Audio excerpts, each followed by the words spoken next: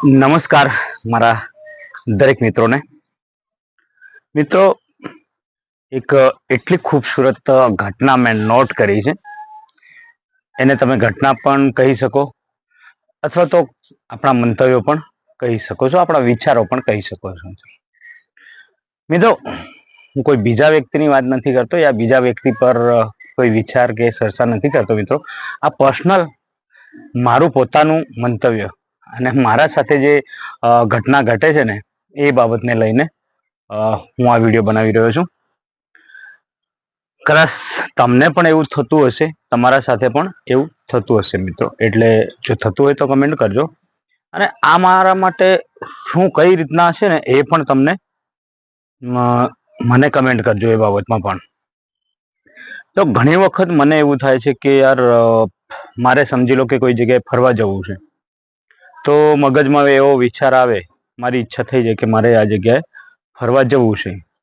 તો પછી જાણે શું છે યાર, દિમાગમાં એવું કે એ જગ્યાએ જવું જ પડે એમ, તો જ મને મારા મનને શાંતિ મળે. નહીં તો ખૂબ જ દુઃખી થવાય અંદરથી કે યાર મારી ઈચ્છા હતી, મારી આ જગ્યાએ જવું હતું અને નહીં જવાયું.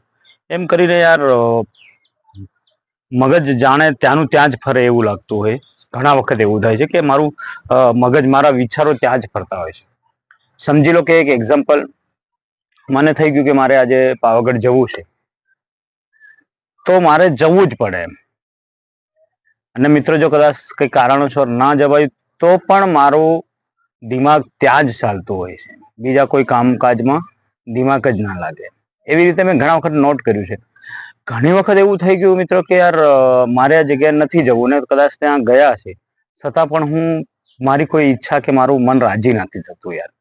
એવું પણ થાય છે કે એક એક્ઝામ્પલ નથી, આ રિયલ છે. શિવરાત્રી આ ગઈ, શિવરાત્રીના દિવસે અમે ફરવા ગયા હતા 4-5 જગ્યાએ, બધા 10-15 મિત્રો ફરવા ગયા હતા. તો એમાં એવું થયું કે યાર એ દરેક મિત્રો પાવાગઢ ઉપર ગયા, પણ મને જાણે શું થયું કે યાર મારે નથી જવું એમ, મારે દર્શન નથી કરવું. તો એ બધા મિત્રો પાવાગઢ ઉપર ફરીને આવ્યા, દર્શન કરીને. ત્યાં સુધી હું નીચે બેઠો, નીચે મેં ટાઈમ પાસ કર્યો, પણ જાણે શું થયું દિમાગમાં એવું કે યાર નથી જવું એમ, તો નથી જવું એમ. એટલે મારા વિચારો પર, મારા જે દિમાગના જે વિચારો છે ને એના પર હું કંટ્રોલ નથી કરી શકતો, મને એવું લાગે છે પર્સનલી. અને જે મેળવવું છે એ મેળવવું જ છે, અથવા તો જે ખાવું છે એ ખાવું જ છે, એમ એવું થઈ જતું હોય છે. તો મિત્રો, હવે મને ગઈકાલની જ વાત કરું. ગઈકાલે મને એવું થયું કે મારે પકોડી ખાવી છે. તો મેં મારા એક ફ્રેન્ડને ફોન કર્યો કે યાર ભાઈબંધ, આપણે પકોડી ખાવા જવું છે, સ્પેશિયલ પકોડી ખાવા જવું એમ. એક વસ્તુ સમજો કે કોઈ વ્યક્તિ સ્પેશિયલ 5 કિલોમીટર યા 1 કિલોમીટર પર્સનલ 5-10 કે 50-100 રૂપિયાની વસ્તુ લેવા જવું હોય તો પણ વિચાર કરે છે કે યાર આટલું સ્પેશિયલ આના માટે જવું. અરે એ તો છોડો, ભાઈબંધને મળવા જવા માટે પણ વિચાર કરે છે કે યાર સ્પેશિયલ એને મળવા જવાનું. તો મેં એને ફોન કર્યો કે યાર ભાઈબંધ, યાર પકોડી ખાવા જવું છે, તો તમે આવો એમ. તો એ ભાઈ કે યાર મારે નથી આવવું, આટલે દૂરથી ખાલી પકોડી ખાવા એમ, 10 કિલોમીટરથી પકોડી ખાવા ખાલી.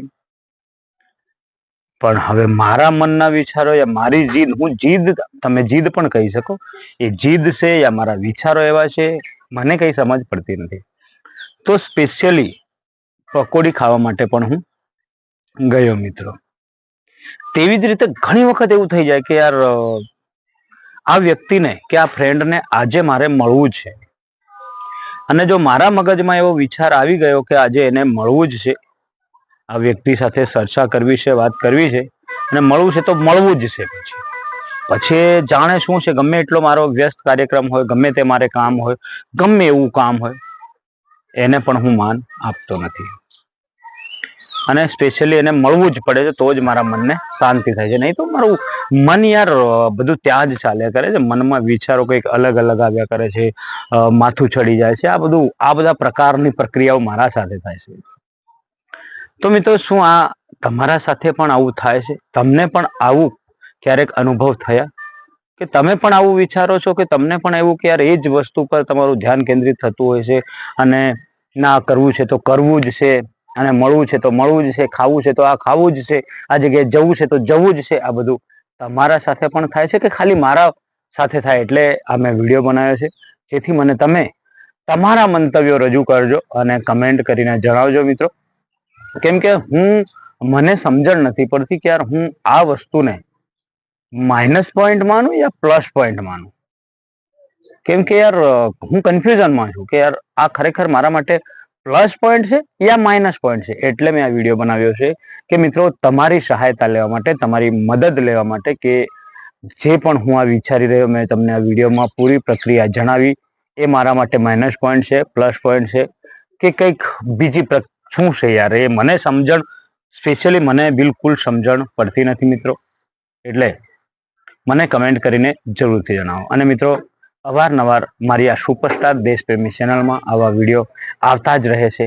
તો મારી આ ચેનલને લાઈક, શેર, સબસ્ક્રાઈબ કરો. બાય બાય મિત્રો.